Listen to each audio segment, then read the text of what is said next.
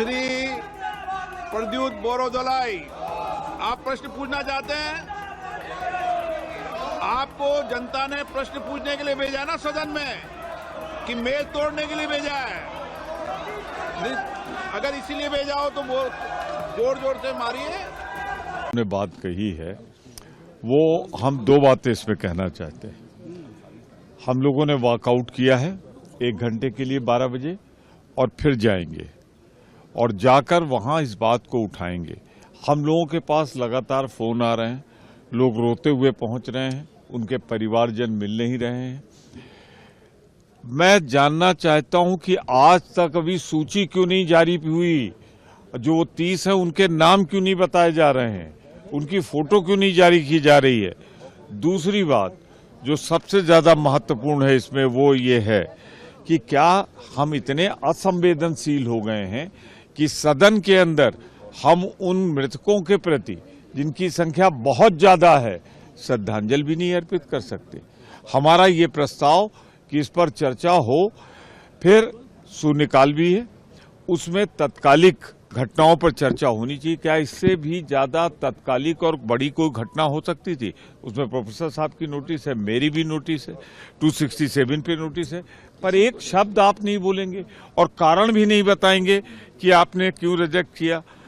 तो हम देख रहे हैं कि इतनी बड़ी, मैं तो कहता हूं कि सबसे बड़ी ट्रेजेडी है ये आज इस शताब्दी की, और इस शताब्दी की सबसे बड़ी ट्रेजेडी पर सबसे बड़ा हाउस, सर्वोच्च सदन खामोश रहे, वहां आवाज न उठे, तो क्या सरकार छिपाना चाहती है?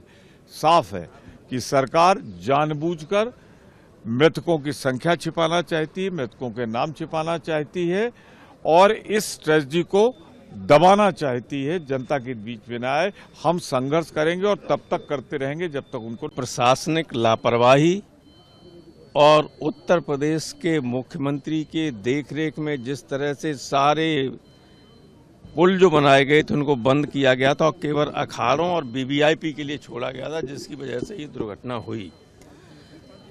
लोगों का वहाँ जो प्रत्यक्षदर्शी हैं उनका कहना है कि हजारों लोग उसमें मारे गए, कुछ लोग गंगा में बहा दिए गए, कुछ लोगों को दबा दिया गया। संख्या 30 से ऊपर न जाने पाए, ये मुख्यमंत्री का स्पष्ट अधिकारियों को आदेश है।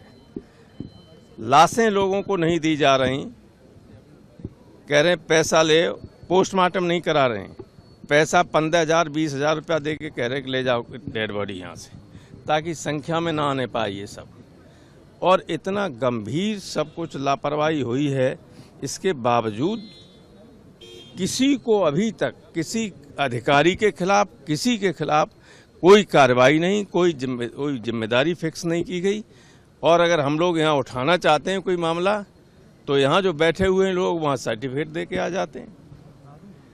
तो इतना ये गंभीर मामला है, इसलिए नोटिस था तिवारी जी का, जावेद भाई का, रामलीलाल सुमन जी का, इसी पे था, और मनोज झा साहब का। तो किसी के नोटिस का कोई सुनवाई नहीं, सबको आउटराइट रिजेक्ट। और आज तक चेयरमैन ये नहीं बताते कि हमारे नोटिस में कमी क्या है। सब पूछते हैं, कोई नहीं बताते ही नहीं। सब सारी बातें आपके समक्ष रख ही दी हैं। चिंता का विषय ये है कि कितनी जाने गई हैं, आप लोग के चैनल भी उसमें परेशान है। सिर्फ हमारी बात नहीं है, पूरा देश परेशान है, अपने लोगों को ढूंढ रहा है। खबरें अपुष्ट आ रही हैं कि पूरी की पूरी ट्रक में मोबाइल फोन मिले हैं, छोड़े हुए, फेंके हुए।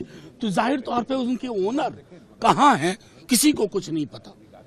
खुद सर्टिफिकेट देने में लगे हुए हैं, लोगों से कहवा रहे हैं। संतों के बीच से कोई अगर टिप्पणी करता है कि कमी थी तो उसको डेमोनाइज करने की कोशिश करते हैं। कुल मिला के ये है कि कुंभ इनसे पहले भी था, कुंभ इनके बाद भी होगा। कुंभ निरंतरता की चीज है, पॉलिटिकल पार्टी निरंतरता की चीज नहीं है। तो इतना सनद रखिए कि लोग अकाउंटेबिलिटी चाहते हैं। आप लोअर लेवल अधिकारियों पर गाज गिरवा देंगे, लेकिन जो कार्ड बांट रहे थे बड़े बड़े रसूखदार लोग, उनकी क्या जिम्मेवारी बनती है? ये प्रश्न सदन के अंदर चर्चा में हो, क्योंकि इतनी जाने जाए और सदन को अनभिज्ञ रखा जाए, यानी देश को अनभिज्ञ रखने की कोशिश है। मैं समझता हूं उसी दृष्टिकोण से हमने एक सांकेतिक वॉकआउट किया है और फिर ये बात उठाएंगे, क्योंकि ये लोग कोविड के दौरान भी इन्होंने लाशों के साथ क्या किया था हम जानते हैं। अरे जिंदगी में डिग्निटी नहीं दे रहे हो, मरने के बाद तो डिग्निटी दो, या एकदम हयात छोड़ रखी है। शुक्रिया।